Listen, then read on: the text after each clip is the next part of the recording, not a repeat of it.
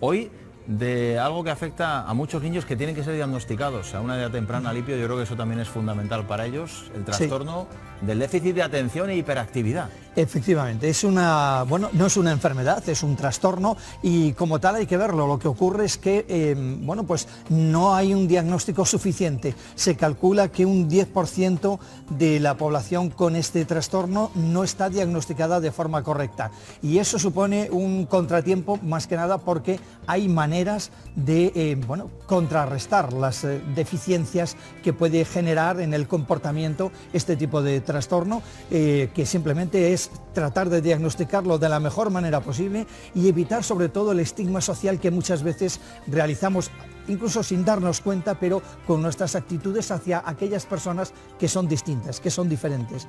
Y no es una enfermedad, no es un déficit, es simplemente tener una manera distinta en el funcionamiento cerebral y hay que saber que eso va acompañado de comportamientos diferentes a los que tenemos, digamos, los que nos consideramos normales, que si nos hicieran una exploración en profundidad, pues a lo mejor no éramos tan normales. No éramos tan normales, pero es verdad que es importante, Alipio, que se diagnostique porque son a veces chavales, son niños. Claro. Y ellos se tienen que sentir de alguna forma tratados con ese trastorno y saber que tienen ese trastorno, porque muchas veces le dicen, no, este niño es que es caótico, este niño es que no es muy despistado, ¿no? Claro, y además eso, normalmente, claro, los niños donde pasan mayor tiempo no es tanto en casa como en el colegio, y de una aula de 25 alumnos, muy probablemente 2 tengan este trastorno de déficit de atención e hiperactividad. Y lo mejor que podemos hacer es hablar con las personas que lo viven en primera persona. Y una de ellas es Marta Martín, es una persona con trastorno por déficit de atención e hiperactividad, que se llama así. Marta, muy buenos días. Hola, buenos días.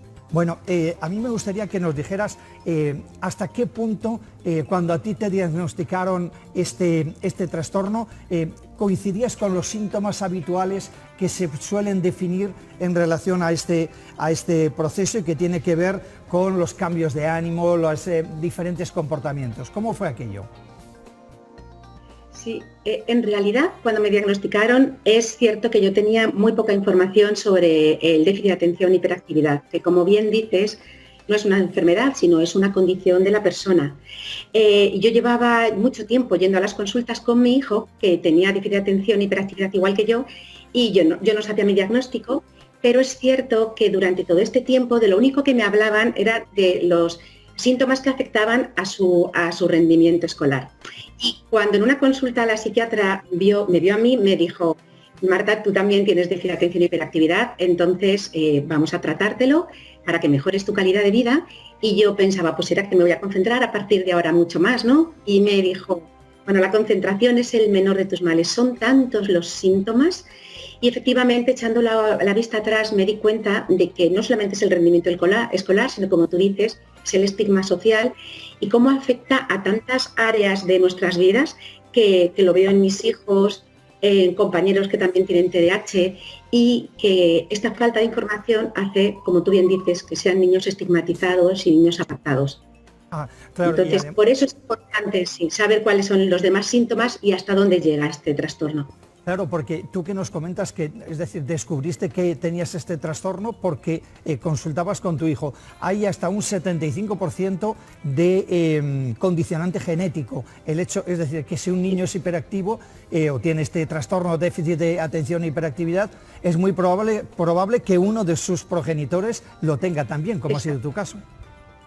Exacto, y lo que nos ocurre es que nos enteramos los padres cuando vamos a las consultas con nuestros hijos y sus pediatras o sus neuropediatras, sus psiquiatras, al vernos nos dicen, ¿tú no te has dado cuenta de que eres el reflejo de tu hijo?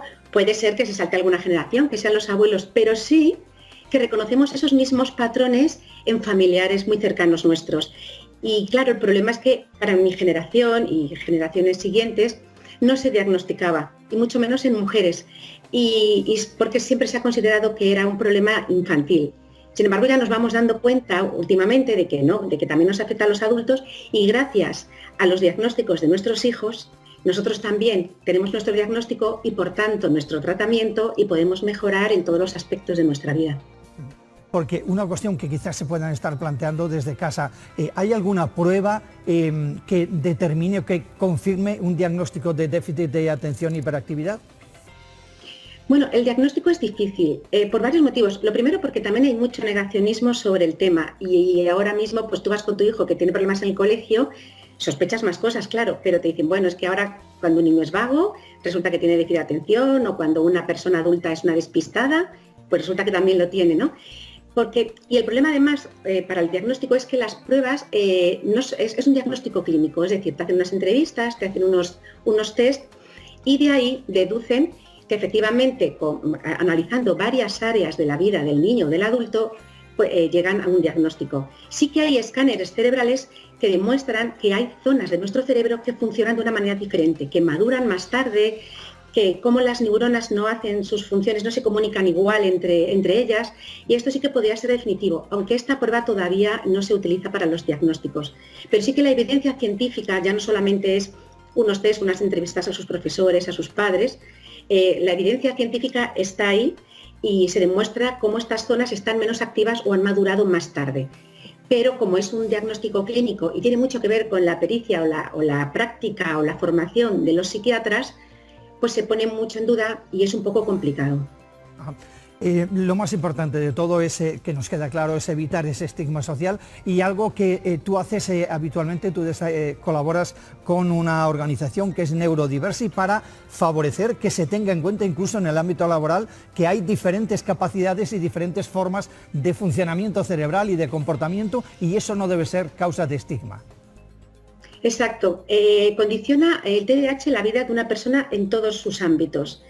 Y no hay problema en hablar de ello pues con tu relación de pareja, tus amigos, tu familia, pero el problema sí que se encuentra cuando llegas a tu trabajo, que no se valora o se entiende que puede ser discapacitante, que aunque lo fuese, tampoco habría ningún problema porque hay ciertas adaptaciones y podemos funcionar perfectamente en nuestros puestos.